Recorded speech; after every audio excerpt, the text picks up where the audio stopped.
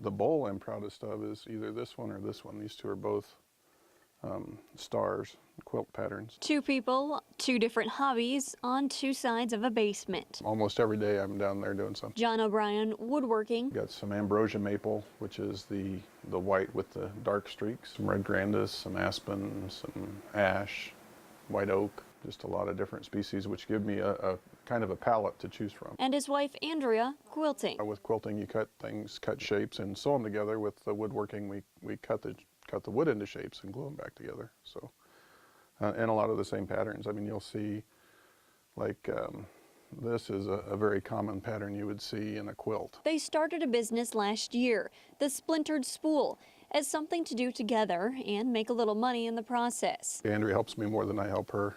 She's a lot better input for color combinations and that kind of thing. His love for woodworking started when he was in high school, but he chose a different career path. I had a shop class that I really enjoyed, but I knew that I wasn't going to go into that field, so I went and took more sciences and that kind of thing. But I've always enjoyed making things and working with my hands, and I just kind of got back into it last summer. And today has learned how to do the intricate work in a different way. You learn a lot of things on YouTube. That doesn't mean it's simple, though. These have, you know, like 50 to 100 pieces. Some of them have more than that.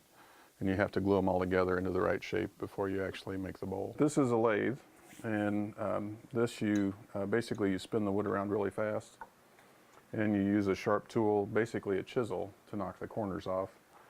I think I've got it set at about 900 RPM right now, so you just turn it on and it spins away. And then you just take a chisel and get in close slowly.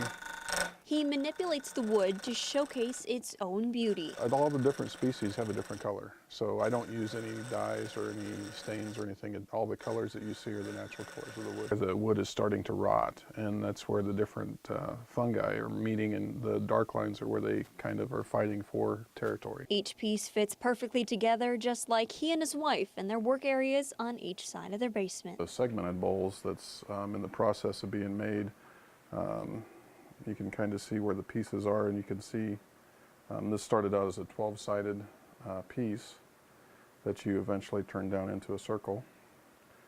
And eventually I'm going to attach it to this, which is called a feature ring. And it's a zigzag pattern that goes around. So really looking forward to this one when it gets done.